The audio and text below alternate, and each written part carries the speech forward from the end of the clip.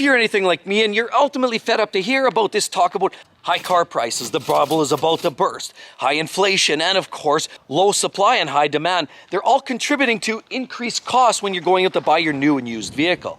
But guess what? None of that really has to play a factor, because actually I have a list of 5 amazing great tips or hacks, some even call them strategies, to beat inflation and to ensure that you're going to get the best bang for your buck and keep more money in your pocket for those things you love to do. Enough about that, let's get into it now. Life's too short to drive boring cars. So according to some analysts, last year we saw approximately a 17% increase in the price of used vehicles from this time to the same time last year, as well as new cars are up about 14%, likely for a variety of reasons, and some of which, of course, more premium models certainly are being sold, and dealers are less likely to even offer you any price off of sticker. As a matter of fact, a couple of years ago, you could literally walk into the dealer, and with a little bit of shrewd negotiations, you could easily get $3,000, $4,000, $5,000 smacked off the price of the sticker. But enough of that nonsense. Let's just get right into the tips. And tip number 1 has to do with if you currently have a used vehicle, you probably want to prolong and extend the life of it a little bit now. Why would you want to dive right in at the peak of the market? We know the market's going to go down. We've been on this uphill climb till this point. So why on earth would you possibly want to buy a brand new or even used vehicle in this current time if you can at least avoid it? So it really boils down to extending the life of your current used vehicle. Get caught up on some of the maintenance items. For example, if you want to make your used vehicle last a little bit longer, maybe look at the condition of the tires right there. Are they worn out? Are the tread depth fine for another year or 2 years of use? How about the brakes, front and back? Look at the depth on the brakes. You can see a lip here. There's a good chance that your brakes are possibly in need. What about the front end work? Do you get clunking and banging because of all the bumps and ruts in the roads this year? Even if you have to spend $2,000 on front end work, you may be worth doing that if it saves you from spending a whole pile of money on a peak price of a car, because after all, if you can avoid it and negotiate $2,000 or $3,000 off that car in a year and a half from now, that point is null and void, really. Let's also check the owner's manual that you'll find in the glove box and make sure that we're doing all the right servicing. Make sure your oil changes are up to snuff, possibly front differential, maybe you have rear differential, fluid changes that need to be done. And of course, every couple of years, the brake fluid is another must-have. Do all the little things, the inspections and the maintenance tasks that are identified in your owner's manual. They're going to help prolong this vehicle another couple of years.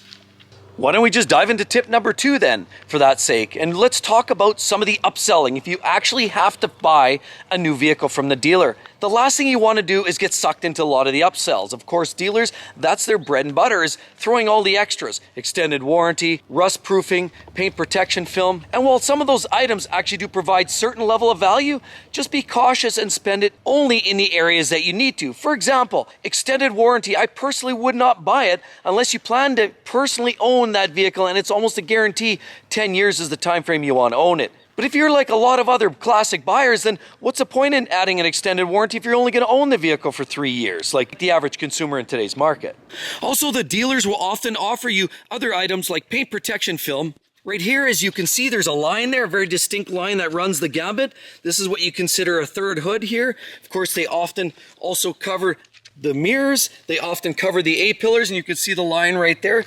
Often the rockers too are part of that. Even the door handles pockets here are part of the paint protection film scheme. But from my experience, dealers tack on a mass amount as well as utilize the same vendors that you would anyway. My opinion is, if you're going to buy a new vehicle, plan to have it scheduled for that paint protection installer film vendor right after you take possession of your new car, and then drive it, scoot it right on over and get them to do it. You're guaranteed to save $1,000 or $500 right off the top. Another one I'd suggest is not looking at the rust protection, for example. They often inject this rust protection within a lot of the little orifices under the hood in different strategic spots. But as far as the undercoating, don't even bother nowadays. I mean, look at most cars nowadays have plastic fender liners. As you look around there, often these lower sections are made out of plastic already. No point in protecting that.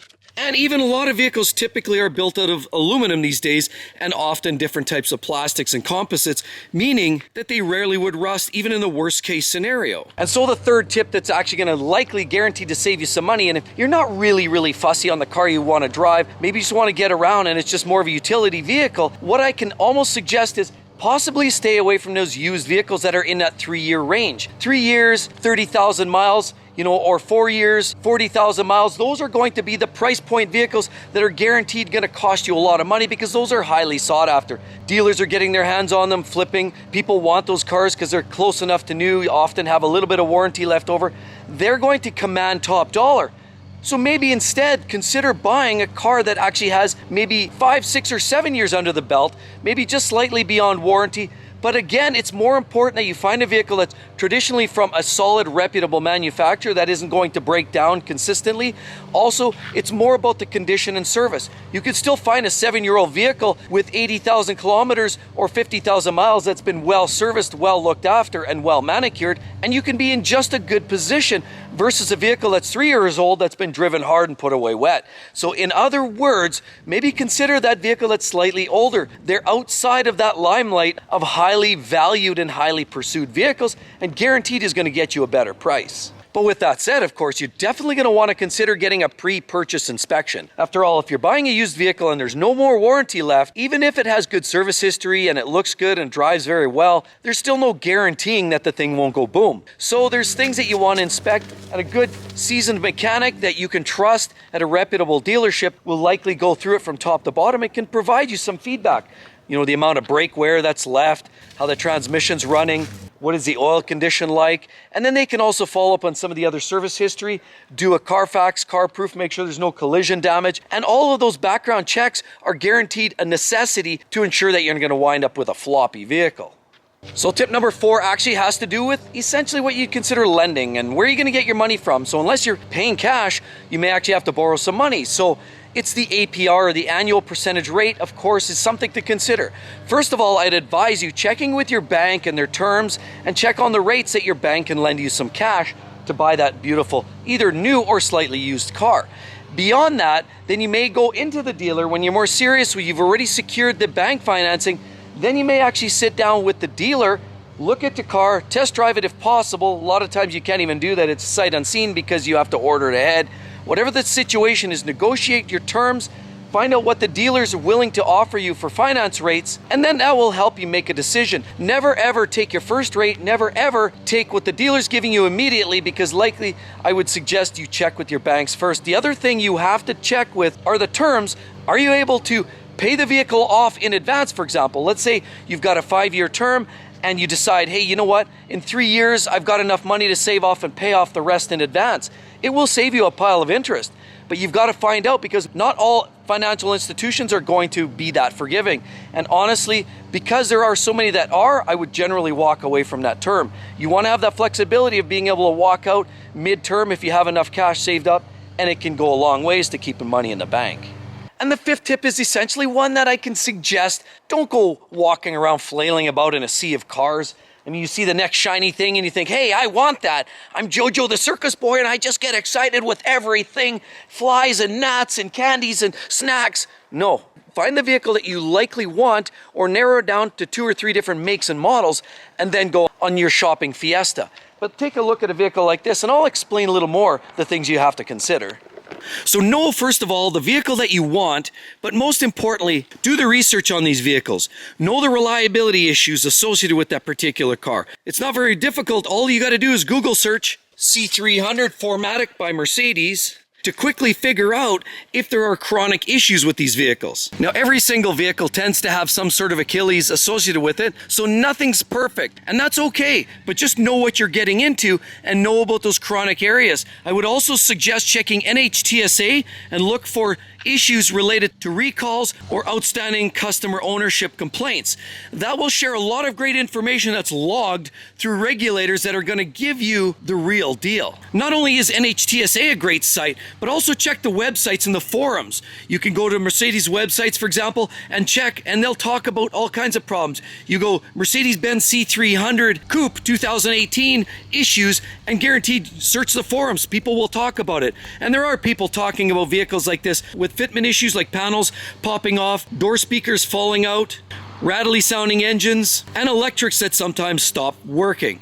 But generally, for a Mercedes, this is a relatively reasonably reliable vehicle. So take all of those factors with a bit of a grain, try to do more history and see if there's a strong issue. For example, BMW in the N63 twin turbo V8 is chronic. It's gone so big, as a matter of fact, there's been class action lawsuits and all kinds of rhetoric over the internet talking about that problematic engine. So do a search and you will guaranteed to explore some of the problems you likely want to avoid. So go down that route. The other thing is check out the depreciation rates. There are many great websites that actually show you the traditional depreciation curves associated with a specific vehicle, and that's a great factor to have, because the last thing you want is to go in there, put your hard-earned dollars, $50K on a brand new C-Class Mercedes, and that after 3 years you're actually upside down on your loan payments and the vehicle's physically worth less than you have outstanding on the loan. So that's a factor you probably want to try to avoid. But if you are in that conundrum and you're putting less money down, if you're strapped in for the long haul with that particular vehicle, that it's going to be a vehicle of high quality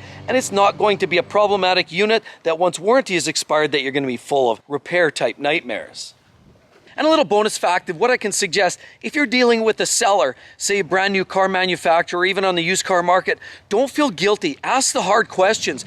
Be difficult. Test drive the cars if they're used. Don't take no for an answer. And as well, most importantly, you don't have to be rude, but you have to be firm. If you don't like what you're hearing, call them out on it. Don't beat around the bush. Don't pussyfoot. And if there's something that smells like shit, it's probably shit. So either ask a question, get that question flushed out, or just keep on moving. Remember, you don't want to grab the next shiny car that shows up, and you also don't want to pay the first offered finance rate. And with all of that said, of course, we all do care when this price is going to turn around. So you're going to want to check out that great video. It's talking about when the car bubble is about to burst. Hope to see you real soon. Catch you then. Bye-bye.